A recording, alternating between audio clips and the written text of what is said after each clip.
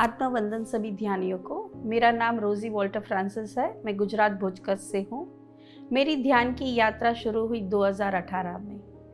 2017 में मुझे severe back pain हुआ और जस्ट मैंने मेरी फ्रेंड्स के साथ शेयर किया, जो राजकोट से है, उसका नाम रूपल पटेल है। उन्होंने मुझे बताया कि एक वर्कशॉप आ रहा है जो सिल्वा ग्रुप से वो ज्वाइन थी, भुज में आने वाला था, आप अटेंड कीजिए, आपको अच्छा लगे तो यू कैन स्टार्ट। 2 दिन का वर्कशॉप था। मैं वर्कशॉप अटेंड किया, काफ़ी अच्छा था, मुझे काफ़ी इंटरेस्टिंग लगा। पर और उसके पहले ध्यान क्या है मुझे एक्चुअली पता ही नहीं था। वो वर्कशॉप एक पहला वर्कशॉप था जो मैंने अटेंड किया था और काफ़ी इंटरेस्टिंग लगा मुझे वर्कशॉप। और उसमें पता चला एक्चुअली मेडिटेशन किसको बोला जाता है, क्या ध्यान है। लेकिन वो वर्कशॉप जस्ट फॉर 2 डेज़ था, पर उसके बाद किया 2 दिन का ही था, तो ज़्यादा कुछ डीप में नहीं नॉलेज आया उसमें। सिर्फ 2 दिन का था, कुछ पता नहीं, ज़्यादा कुछ मालूम नहीं चला उससे मुझे। पर उसके बाद फिर जो ब्रेक आया तो वो काफ़ी लॉन्ग ब्रेक था। और फिर जैसे कोविड आया, कोविड का टाइम में काफ़ी टाइम मिल गया खुद से मिलने के लिए। और जस्ट एक दिन मैं यूट्यूब स्क्रॉल कर रही थी, वहाँ से मुझे बीम मेडिटेशन ग्रुप मिला और वहाँ पर मैंने राम नंदेला सर को कुछ बाउल्स के साथ वो साउंड कर रहे थे मधु मैम के साथ, तो मैंने वो अटेंड किया। मुझे अच्छा लगा, काफ़ी इंटरेस्टिंग, कुछ नया था जो मैंने पहली बार देखा था। The very next day I attended that workshop जो यूट्यूब में था एक्चुअली, तो वो भी मुझे इंटरेस्टिंग लगा। तो मैंने बताया कि प्लीज़ मुझे ये ग्रुप में आप ज्वाइन कर लीजिए। वो जर्मनी का ग्रुप था, लेकिन जो टाइम का क्लैशेस हो रहा था तो उसकी वजह से आई वॉज नॉट रेगुलर बेसिस। तो उन्होंने बताया कि आप कहाँ से हो। I said I am from India. तब उन्होंने बताया कि हमारे इंडिया में PMC ग्रुप है, उसमें आप ज्वाइन हो जाइए। तब मुझे जर्नी टूवर्ड्स टू पाथ जो 12 JTP 12 था, उसमें मैं ज्वाइन हुई। और मैंने शंपा मैम का वर्कशॉप वहाँ से अटेंड किया, दीप्ति मैम का वर्कशॉप अटेंड किया। और तब वो वर्कशॉप 21 डेज़ का था जो JTP 12 है, जर्नी टूवर्ड्स टू पाथ। मुझे काफ़ी इंटरेस्टिंग और बहुत कुछ नया लगा, कुछ नया सीखने को मिला, जहाँ पर पता चला कि लाइफ का मीनिंग क्या है। और मुझे अच्छा लगा, इसीलिए मैंने मेरे फ्रेंड सर्कल में शेयर किया, जो राजकोट का ग्रुप है, मेरी फ्रेंड रूपल पटेल, उसके साथ शेयर किया, उसने अटेंड किया और वहाँ पर राजकोट के काफ़ी मेंबर्स उसके साथ ज्वाइन हुए। अब ये तो JTP 12 का था। उसके बाद धीरे धीरे दूसरे वर्कशॉप्स भी आए जो ऑनलाइन वर्कशॉप थे, तो वो सारे ही ऑलमोस्ट हमने अटेंड किए, ग्रुप ज्वाइन किया, अटेंड किए। कुछ नया एक्सपीरियंस हर बार रहा, हर बार कुछ हमने नया सीखा। पहले तो मेडिटेशन क्या है ये तो मालूम ही नहीं था, पता ही नहीं था मेडिटेशन क्या है। घर पे मेरे हस्बैंड बोलते थे, लेकिन मैंने बताया नहीं, अभी this is not a right age to do meditation, जब बूढ़ी होंगी तब करूँगी। पहले तो ऐसा था कि बूढ़े लोग ही मेडिटेशन करते हैं, तो अभी तो मुझे काफ़ी टाइम है करने के लिए। लेकिन फिर पता चला कि मेडिटेशन के लिए कोई एज नहीं है, एक्चुअली कोई एज बार नहीं है, कुछ भी नहीं चाहिए, जस्ट आपको आपसे मिलने का काम है। मेडिटेशन आपको आपसे जुड़वाता है। प्रेयर में कैसे है कि आप प्रेयर करते हो, गॉड इज़ द लिसनर। और मेडिटेशन कैसा है, यूनिवर्स बोलता है और आप सुनते हो। सो आपको आपसे कनेक्ट करवाता है मेडिटेशन की कोई एज नहीं है, कुछ भी, वेरी सिंपल मेथड। और जैसे आप मेडिटेट करते हो, एवरीथिंग चेंजेस। हमको किसी को चेंज करने की ज़रूरत नहीं पड़ती। यहाँ पर खुद आप पता चलता है आप क्या हो, आपको आपसे मिलवाता है मेडिटेशन। वो बहुत अहम बात है जो मैंने सीखा एक्चुअली। मैं खुद को भूल ही गई थी, सब बस काम काज में दौड़ना, स्कूल, बच्चों के साथ, ये वो लाइफ इतना हेक्टिक हो गया था जो खुद को भूल ही गई थी। तो मेडिटेशन ने मुझे मुझसे मिलवाया, मुझे मेरी इम्पोर्टेंस बतवाई, मुझसे मिलवाया।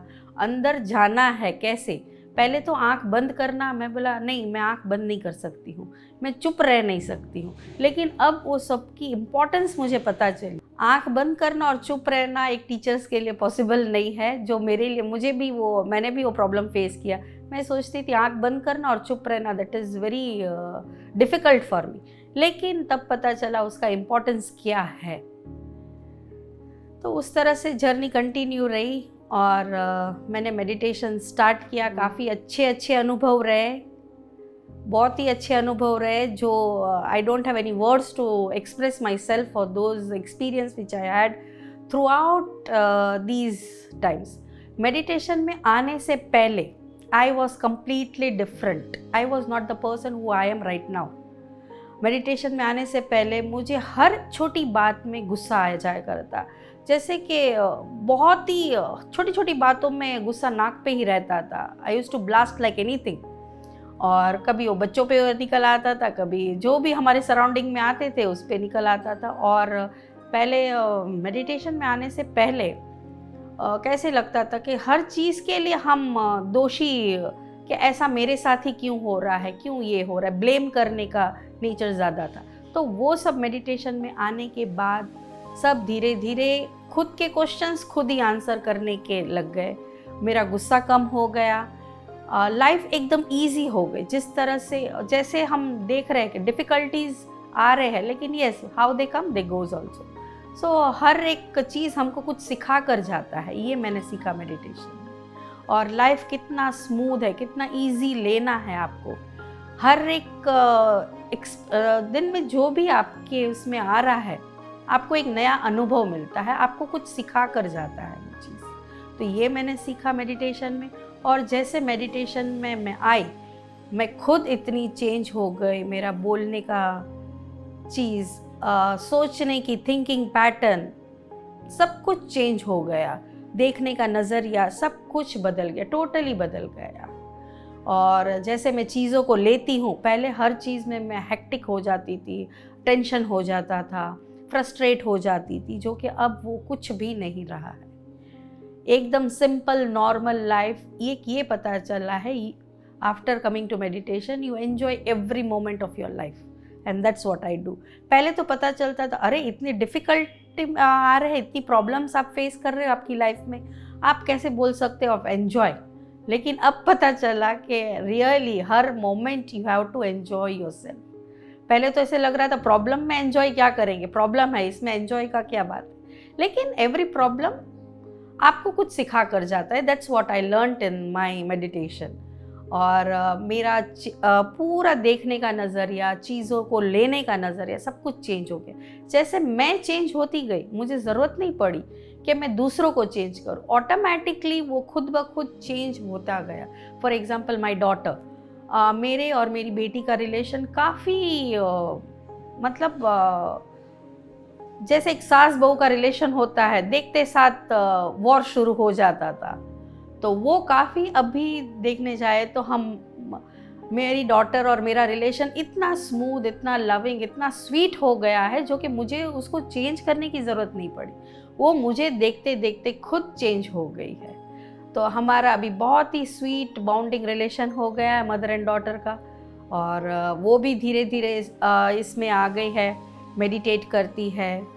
और मेडिटेशन जैसे कि not only it is important to meditate, ज़रूरी नहीं है कि आप जैसे मेडिटेशन इम्पॉर्टेंट है, ऑन द सेम हैंड आपको स्पिरिचुअल बुक्स रीड करना भी, that is also that much only important.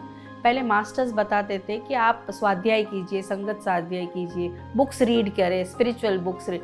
लेकिन टाइम का शॉर्टेज की वजह से it was impossible for me to do. But जैसे I had a curiosity of reading the book, तो धीरे धीरे मुझे एक बुक अट्रैक्ट किया, लॉ ऑफ स्पिरिचुअल वर्ल्ड। अब रीडिंग मुझे बहुत ही अच्छा लगता है, बट मेरे पास उतना टाइम होता नहीं था। पर जैसे एक बुक मुझे अच्छा लगा, मुझे काफ़ी अट्रैक्ट किया वो बुक, और मैंने उसका PDF मंगाकर प्रिंट आउट लिया और I started reading the books. तब मुझे पता चला how easily I can connect with that book, कितना easy and it is important to read the spiritual books. पहले तो ऐसे लगता था नहीं, मेडिटेशन किया बस बहुत हो गया, मोर देन इनफ। पर नहीं, जितना आप मेडिटेशन करते हो, स्पिरिचुअल बुक्स रीड करना उतना ही इम्पॉर्टेंट है, बहुत ही इम्पॉर्टेंट है। जैसे मैंने रीड करना बुक शुरू किया तो मुझे देखकर मेरी बेटी ने भी बुक रीड करना शुरू किया, तो वो हम दोनों अपना हर एक रूटीन बना लिया था। रात को हम इतना पेज रीड करेंगे, मैंने जो बुक रीड किया है वो मुझे मैं उसको बताती थी और वो लुईस हे की बुक रीड करती थी, वो मुझे अपना बुक रीडिंग का सेशन बताया। तो इस तरह से हमारी बाउंडिंग कंटिन्यू रही और मेरा पूरा चेंज हो गया। नेक्स्ट जब मेरी मम्मी काफ़ी हेल्थ इशू से जा रही थी, वो उनको अटैक आया था, तो पैरालिसिस अटैक था, और उस टाइम पे मैं बहुत ही एकदम जैसे डिप्रेशन में चली गई थी। लेकिन उस टाइम पे मेरी फ्रेंड जो रूपल पटेल है राजकोट से, उसने काफ़ी मुझे और उसके हस्बैंड ने काफ़ी मुझे सपोर्ट किया सभी तरह से। और उस टाइम पे मेरा बेंगलोर जाना हुआ, तब मैं इतना क्रिटिकल कंडीशन में, it was just impossible for me to think to go to the pyramid valley. और उसी टाइम पे वहाँ पर पत्री जी का म्यूज़िक फेयर होने वाला था, which I was desperate to go there. Mummy actually काफ़ी क्रिटिकल कंडीशन में थी, वो हाई आईसीयू में थी, तो उस टाइम पे मुझे मेरा भुज से जाना हुआ बेंगलोर। तब एक थॉट था कि मुझे पिरामिड वैली जाना है, but that was really mummy को ऐसी हालत में छोड़कर जाना, it was little bit impossible for मी, पर जाना ज़रूर था। तो उस तरह से मैंने सोचा, और मेरी फ्रेंड ने बताया नहीं आप बेंगलोर तो आए हो तो जस्ट एक बार जैसे मौका मिलता है तो गो। और उसी टाइम पे नवंबर मंथ में पत्री जी का कुछ वहाँ पर म्यूज़िक फेयर होने वाला था, और मेरे घर से काफ़ी दूर है, जाना तो ही था ही। और उस टाइम पे ऐसा हुआ कि मम्मी को भी डिस्चार्ज मिल गया, दो she was in a critical condition, but उनको हॉस्पिटल से डिस्चार्ज मिल गया, काफ़ी बेटर था, उनका हेल्थ संभल गया था, और I got a chance to go to pyramid valley. उस टाइम पे मी, माई डॉटर और मेरी बहन के हस्बैंड और उसकी डॉटर, ये सब पिरामिड वैली गए। और wow what amazing experience pyramid valley जाने के बाद, ब्यूटीफुल ब्यूटीफुल। जब पिरामिड वैली में ट्रैवलिंग कर रही थी मेरी फैमिली के साथ, तो मेरी एक सर्च थी कि कुछ खोजने जा रहे, कुछ मिलने वाला है, बहुत ही एक्साइटेड थी, खुशियाँ का कोई नहीं था सीमा। जैसे नज़दीक आते गया, wow it was a wonderful experience entering the pyramid valley.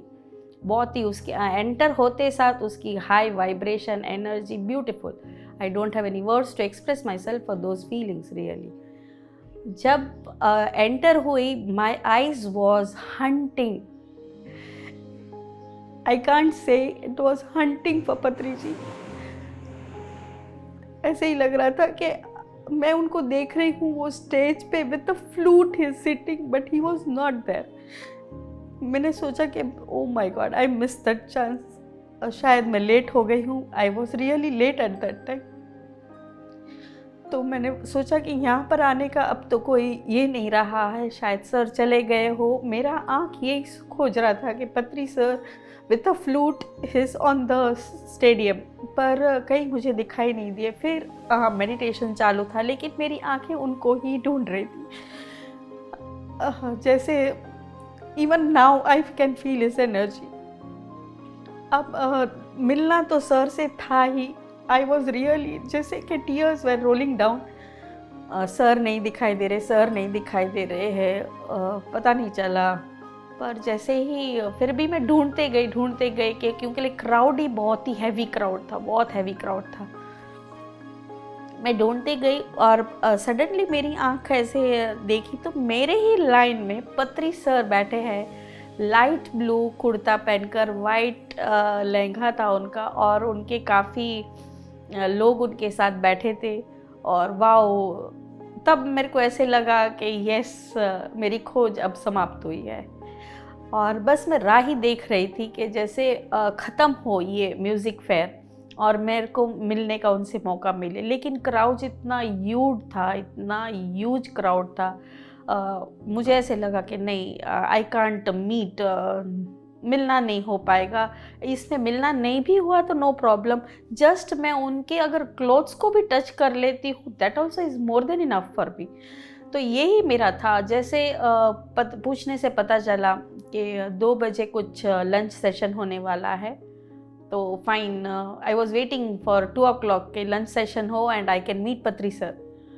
और जैसे सेशन ख़त्म हुआ, it was a break time, जो ह्यूज क्राउड सर के पास था, it was next to word impossible to meet him.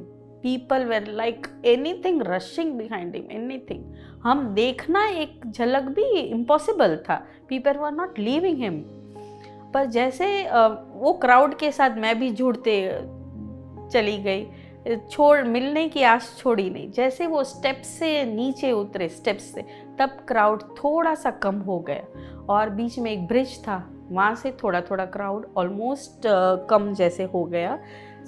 और तब मैंने अचानक मुझे मौका मिल गया पत्री सर को हाथ पकड़कर ब्रिज क्रॉस करवाने का। That was, I can't express my self, it is a beautiful moment, beautiful moment, beautiful.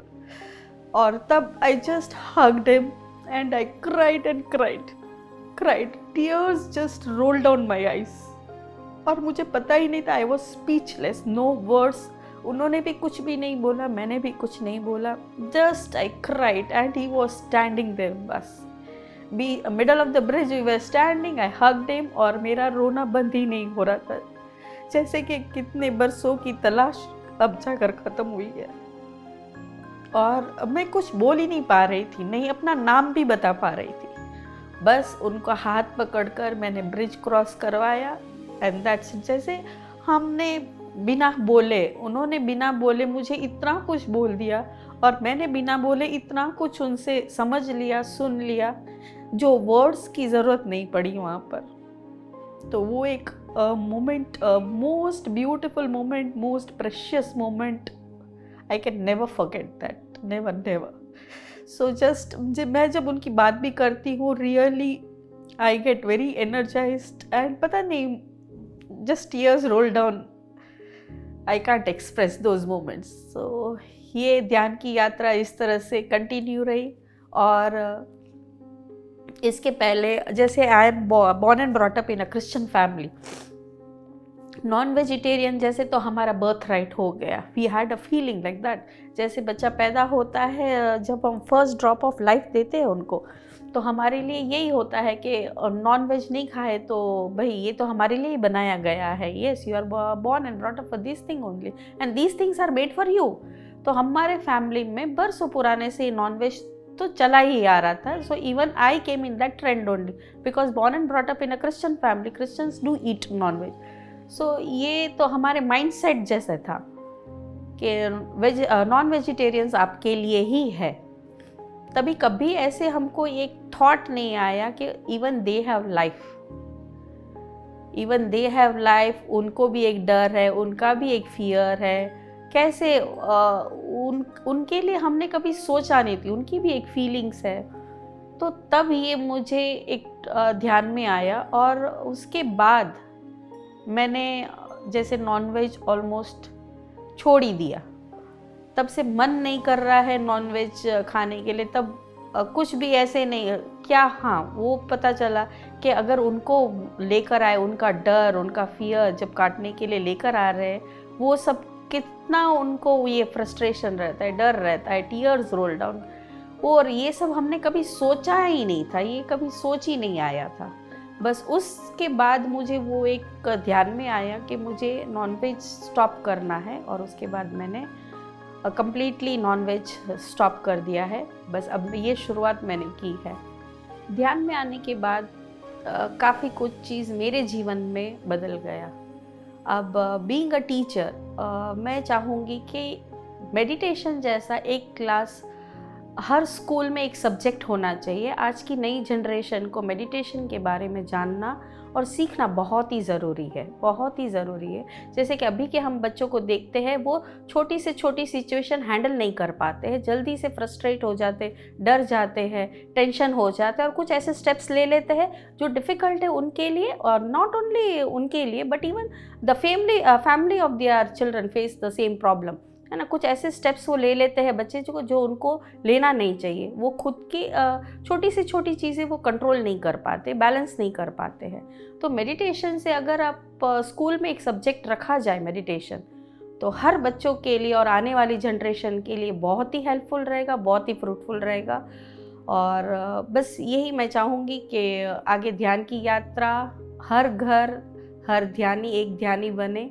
और मेरा आने के बाद, ध्यान में आने के बाद टोटली चेंज हो गया है। तो मैं चाहूँगी इसी तरह से जैसा मेरा लाइफ देखने का दृष्टि, बोलने की नज़रिया, सब कुछ चेंज हो गया। कैसे मैं चीज़ों को लेती हूँ, ऐसे नहीं है कि ध्यान में आने के बाद आपका प्रॉब्लम्स नहीं रहती है, डिफ़िकल्टीज़ नहीं रहती है। मैं ये नहीं बोलूँगी कि ध्यान में आने के बाद कोई प्रॉब्लम नहीं है, आपको कोई डिफ़िकल्टी नहीं है, लेकिन आपका देखने का नज़रिया, आपका सुनने का नज़रिया, बोलने का नज़रिया, चीज़ों को लेने का नज़रिया, सब कुछ बदल जाता है। डिफ़िकल्टीज़ भी आती है तो उसको भी आप बहुत ही ईज़िली और सिंपल वे में हैंडल कर पाते हो। इससे ही पता चलता है कि ये प्रॉब्लम्स आपको कुछ सिखाने के लिए आए, आप जैसे आए हैं वैसे वो चले भी जाएंगे, कुछ नथिंग इज़ परमानेंट। और इसमें हमको एक डिटैचमेंट कैसे, डिटैच लाइफ कैसे जीना है, ये पता चलता है। तो मैं चाहूँगी आप भी ध्यान शुरू कीजिए, not only meditation but yes, एक स्पिरिचुअल बुक्स आप रीड करिए जो बहुत ही इम्पॉर्टेंट है। आप बहुत ही ईजीली आप कनेक्ट कर पाओगे। मेडिटेशन ये है कि आपको खुद को खुद से मिलाता है और कुछ भी नहीं रहता है इसमें। बस आप खुद को खुद से मिलने की इच्छा हो तो सब कुछ ईजी, सिंपल, स्मूथ हो जाता है। इतना ही मैं चाहूँगी। धन्यवाद।